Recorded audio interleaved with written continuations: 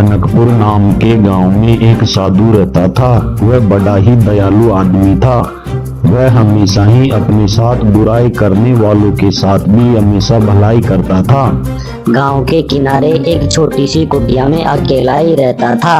उसकी कुटिया में जो भी लोग आते उनकी खूब खातिरदारी करता और अच्छा अच्छा खाना खिलाता था।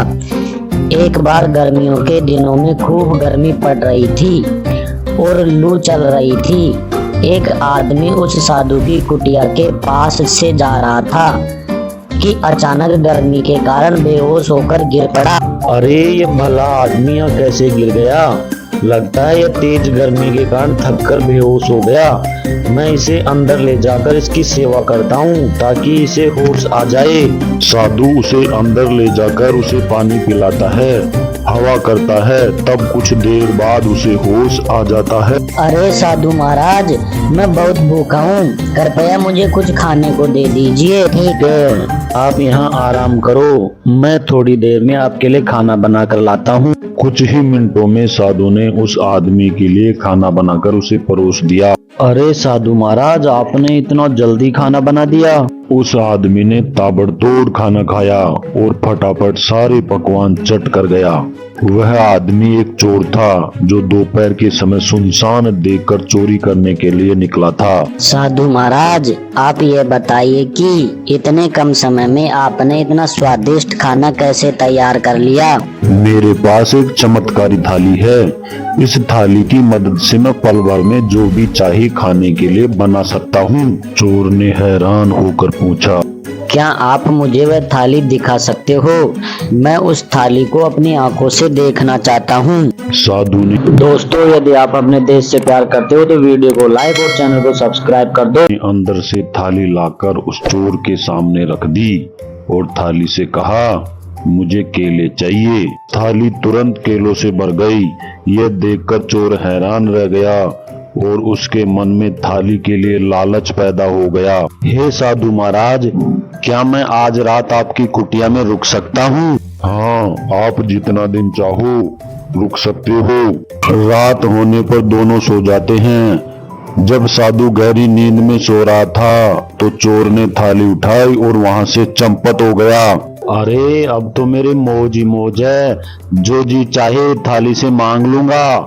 वह थाली लेकर घर पहुंच जाता है और थाली से मांगना शुरू कर देता है। हे थाली, मुझे अच्छे स्वादिष्ट मांस का भोजन चाहिए। मगर थाली में कुछ नहीं आया। मुझे मलाई चाट चाहिए। मगर अब भी थाली खाली थी। चोर ने जितने खाने के नाम थे सबके सब बोल डाले, लेकिन थाली अब भी खाली की खाली रह रही थी। चोर तुरंत साधु के पास गया और बोला, हे महात्मा, भूल से आपकी थाली मेरे साथ चली गई थी, मुझे माफ कर दीजिए और आपकी थाली वापस ले लीजिए। साधु बिल्कुल नाराज नहीं हुआ और थाली लेकर अच्छे पकवान देने को कहा। थाली स्वादिष्ट पकवानों से तुरंत भर गई। आप ईमानदार इंसान हो, आप यह स्वादिष्ट खाना खा लीजिए। चोर फिर हैरान हो गया और उत्सुकता को रोक नहीं पाया। हे महात्मा, जब यह बर्तन मेरे पास था तब इसने कोई काम नहीं किया। मैंने इससे बहुत सारे पकवान मांगे लेकिन इसने मुझे कुछ नहीं दिया। भाई देखो, जब तक मैं जिंदा हूँ यह बर्तन किसी और के काम नहीं आ पाएगा। मेरे मरने के बाद ही कोई और इसे उपयोग कर पाएगा।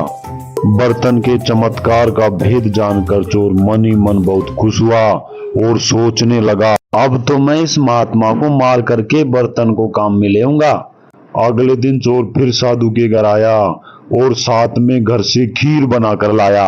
हे महात्मा, आपने मेरी इतनी सेवा की है, आपने मुझे स्वादिष्ट भोजन खिलाया, इसलिए मैं भी आपकी सेवा करना चाहता हूँ। मैं आपके लिए खीर बनाकर लाया हूँ, कृपया खीर खा लीजिए। साधु ने बिना किसी संकोच के चोर की खीर खाई। अरे वाह, खीर तो बहुत स्वादिष्ट है। मुझे खीर खिलाने के लिए आपका बहुत बहुत धन्यवाद। चोर खीर में जहर मिलाकर लाया था। खीर खिलाकर चोर वापस अपने घर चला गया। रात होने पर वापस चोर साधु की कुटिया में आया। अरे अब तक तो उस साधु का काम तमाम हो गया होगा। मैं उस थाली को जल्दी से चुरा लेता हूँ। रात को चोर जैसे ही घर में घुसा, उसके पैरों से टकराकर किसी चीज की जोर से आवाज हुई। आवाज सुनकर साधु की नींद खुल गई। कौन हो भाई?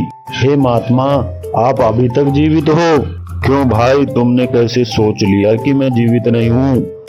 महाराज, मैंने दोपहर में आपको जो खीर खिलाई थी उसमें बहुत तेज जहर मिला हुआ था। मैं ये सोच रहा था कि आप जहर खाकर मर चुके होंगे।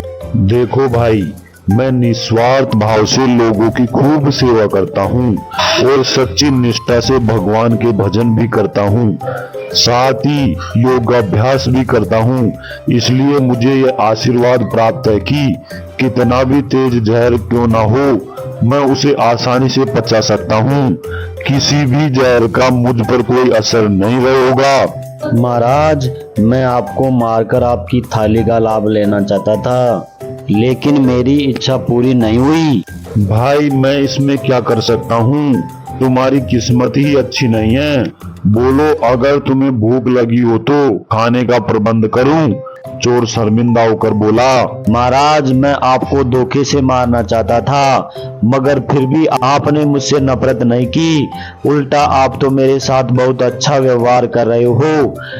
यह बात मुझे बहुत अजीब सी लग रही है। भाई, इसमें क्या अजीब बात है?